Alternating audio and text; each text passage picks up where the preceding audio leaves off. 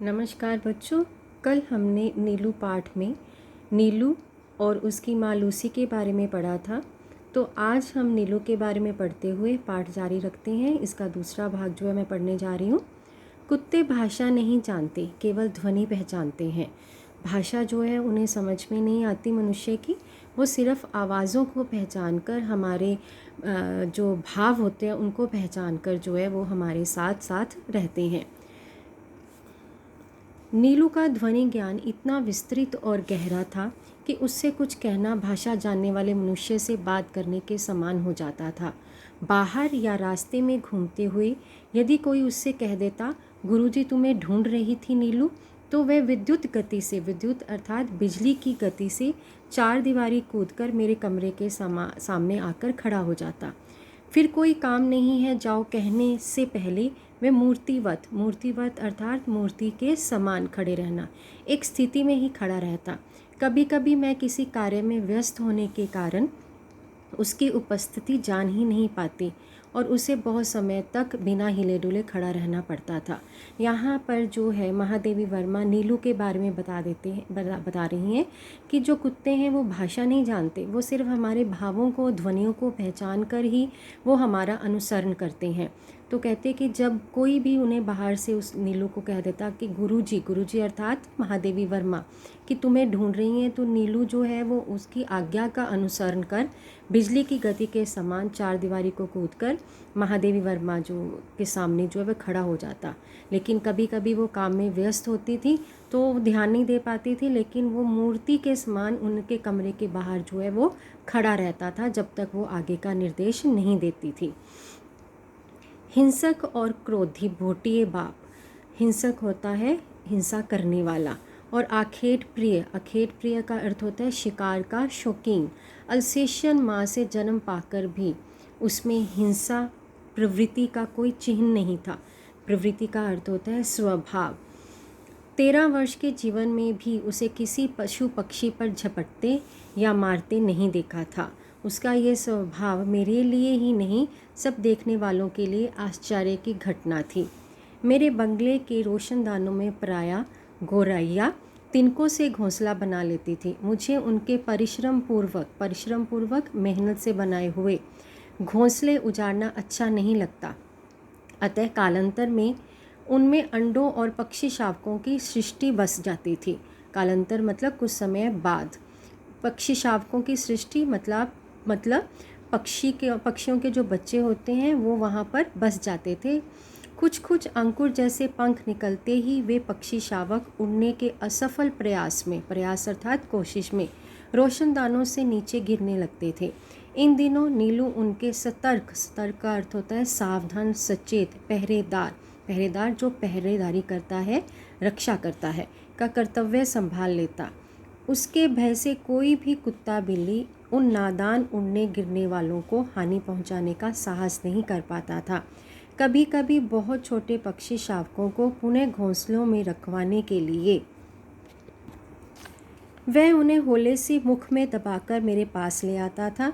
जब तक रोशनदान में सीढ़ी लगवाकर मैं उस बच्चे को घोंसले में पहुंचाने की व्यवस्था का अर्थ होता है प्रबंध न कर लेती, तब तक वह या तो बड़ी कोमलता से उन्हें मुंह में दबाए खड़ा रहता या मेरे हाथ में देकर प्रतीक्षा की मुद्रा में देखता रहता। प्रतीक्षा इंतज़ार करता रहता कि महादेवी वर्मा जब तक उनको सुनिश्चित नहीं कर लेती थी कि वो आराम से उनका प्रबंध जो है वो हो चुका है। सवेरे नीमा अनुसार जब मैं मोर, खरगोश आदि को दाना देने निकलती, तब वह चाहे जाड़ा अर्थात सर्दी हो, चाहे बरसात, मुझे दरवाजे पर ही मिलता और मेरे साथ साथ ही घूमता। पक्षियों के कक्ष में 2 फुट ऊंची दीवार पर जाली लगी हुई थी। नीलू दीवार पर दोनों पंजे रखकर खड़ा हो जाता और अपनी गोल गोल आंखें घुमाकर प्रत्येक कक्ष और उसमें रहने वालों का निरीक्षण करता रहता। निरीक्षण अर्थात गौर से देखना। सबके सो जाने पर वह गर्मियों में बाहर लॉन पर और सर्दियों में बरामदे में तख्त पर बैठकर पहरेदारी का कार्य करता। रात में कई बार वह पूरे कंपाउंड होता है अहाता, इसको हम आंगन भी कह सकते हैं, का और पक्षियों के घर का चक्कर लगाता रहता। खरगोश धरती के भीतर सुरंग जैसे लंबे और दोनों ओर द्वार वाले बिल खोद लेते हैं। एक रात मेरे खरगोश बिल खोदते खोदते पड़ोस के दूसरे कंपाउंड में जा निकले।